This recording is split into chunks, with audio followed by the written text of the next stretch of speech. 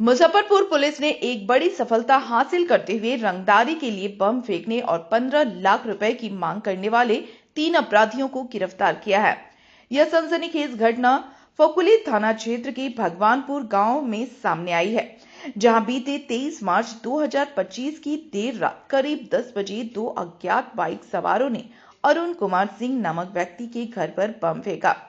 बम फटने के बाद अपराधी मौके से फरार हो गए, लेकिन उनका इरादा यहीं खत्म नहीं हुआ। घटना के कुछ ही देर बाद अरुण कुमार के पास एक अज्ञात नंबर से फोन आया, जिसमें 15 लाख रुपए की रंगदारी मांगी गई।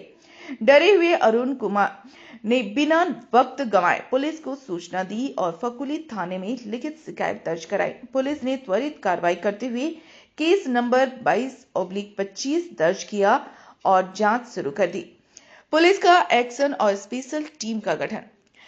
घटना की गंभीरता को देखते हुए मुजफ्फरपुर के वरीय पुलिस अधीक्षक ने तुरंत कदम उठाया। ग्रामीण पुलिस अधीक्षक और अनुमंडल पुलिस पदाधिकारी पश्चिमी 2 के नेतृत्व में एक स्पेशल टीम गठित की गई, जिसमें फकुली थाने की पुलिस भी शामिल थी। इस टीम ने दिन रात मेहनत की, हर संभव सबूत जुटाए और तकनीकी सहायता के साथ अपराधियों तक पहुंचने में सफलता हासिल की। अपराधियों की गिरफ्तारी और बरामदगी। अथक प्रयासों के बाद पुलिस ने तीनों अपराधियों को धर दबोचा। गिरफ्तार आरोपियों की पहचान संतोष कुमार, सरोज कुमार और क्रीम कुमार के रूप में हुई है। ये तीनों मोतिहारी जिले के निवासी हैं। पुलिस ने इनके पास से घटना में इस्तेमाल किया गया एक मोबाइल फोन भी बरामद किया है, जो जांच में अहम साबित हो सकता है। आगे की कार्रवाई जारी। फिलहाल पुलिस इन अपराधियों के आपराधिक इतिहास की गहन जांच कर रही है, ताकि यह पता लगाया जा सके कि क्या ये पहले भी ऐसी वारदातों में शामिल रहे हैं। मुजफ्फरपुर पुलिस इस मामले में हर पहलू की बारीकी से पड़ताल कर रही है और आगे की कार्रवाई में जुटी हुई है। यह घटना जहां एक और समाज में दहशत फैलाने की कोशिश थी, वहीं पुलिस की त्वरित और प्रभावी कार्रवाई ने अपराधियों को सलाखों के पीछे पहुंचाकर लोगों में सुरक्षा का भरोसा जगाया है। हाँ, ये अरुण कुमार सिंह जो LIC के एजेंट हैं और भगवानपुर के रहने वाले हैं, थाना फकुली, जिला मुजफ्फरपुर। इन्होंने 23 तारीख को एक सूचना दी थाने में। थानेदार जो ललन जी हैं, उनको सूचना दी कि हमारे घर पे दो अज्ञात लोगों ने आकर के बम फेंका और बम की आवाज अगल बगल के भी लोगों तक गई, तो 112 को भी उन्होंने कॉल किया था। इस बात में बिल्कुल सत्यता थी, तो हमारा थानाध्यक्ष दल बल के साथ वहां पहुंचे। इस बीच वहां पहुंचने के बाद से किसी अज्ञात मोबाइल नंबर से उनके मोबाइल पर फोन आया और उसमें 15 लाख रुपए की रंगदारी मांगी गई कि अगर रंगदारी, तो ये बम फेंका जाना और उसके करीब 1-1.5 घंटे बाद ये 15 लाख रुपए की रंगदारी मांगा जाना।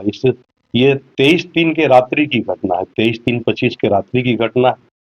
इसके बाद हम लोगों ने सबसे पहले फकुली थाने में थाना कांड संख्या 22/25 दर्ज किया और उसके बाद से अनुसंधान प्रारंभ हुआ। अनुसंधान के क्रम में वरीय पुलिस अधीक्षक महोदय के निर्देशन में मैं, ज्ञानी जी और ललन, ये तीनों और भी लोग थे, और भी 1-2 हमारे साथ पुलिसकर्मी भी थे, पुलिस पदाधिकारी भी थे। सबने, हम लोगों ने काफी इस पर काम किया, अनुसंधान किया। अनुसंधान के क्रम में ये पता चला, वैज्ञानिक अनुसंधान हुआ, चूंकि मोबाइल नंबर मिल गया था।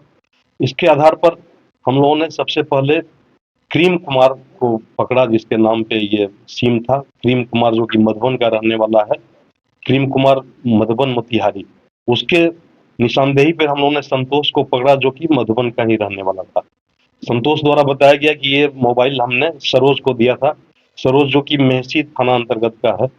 सरोज जब तीनों गिरफ्त में आ गए, तो सरोज ने कहा कि जो आरिफ बाघी मनियारी का है, आरिफ जो कि पूर्व में 2-3 कांडों में हम लोगों के यहाँ वो बम विस्फोट में भी उसका हाथ था और उस पर आर्म्स एक्ट में भी केस हुआ था।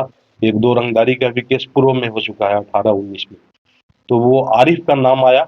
आरिफ को हम लोग भी, उसको भी गिरफ्तार करने की कोशिश की, लेकिन आरिफ अभी तक हम लोगों की गिरफ्त में नहीं है। घटना इस तरह से हुई है कि आरिफ के ही बुलावे पर ये 2 लड़के, जिसमें क्रीम है और संतोष है, ये दोनों लड़के आए थे और इनके अरुण कुमार सिंह के भगवानपुर स्थित आवास पर इन्होंने बम फेंका। बम फेंकने के बाद से ये मुजफ्फरपुर में ही किसी टाउन से ही कहीं से उनको फोन किया, जिससे 15 लाख रुपए की रंगदारी मांगी गई और इसके बाद से फिर ये लोग लौट गए थे, मोतिहारी लौट गए थे।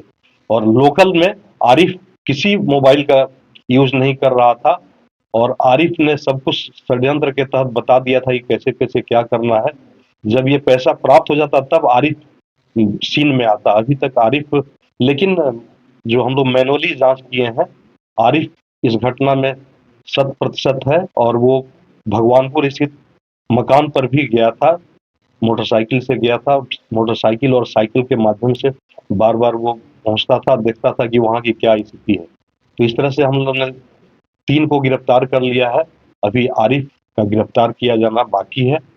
सर इसमें क्या सर पर्सनली कुछ दुश्मनी को लेकर या ऐसे लोग रंगदारी नहीं, कोई दुश्मनी नहीं। आरिफ चूंकि पुराना खिलाड़ी था और LIC एजेंट होने के चलते उसको ये पता था कि LIC एजेंट होने के नाते इनके पास काफी धन संपत्ति है। इनका दुकान भी था, दुकान को भी लेकर के इनके पास अच्छा लग रहा था आरिफ को कि काफी पैसा है। पीड़ित के द्वारा कंप्लेन करने को लगाया जा रहा था। नहीं नहीं, पीड़ित द्वारा जैसे ही उनके यहाँ बम विस्फोट हुई थी तो उन्होंने 112 को भी सूचित किया था और थानाध्यक्ष को भी सूचित किया था।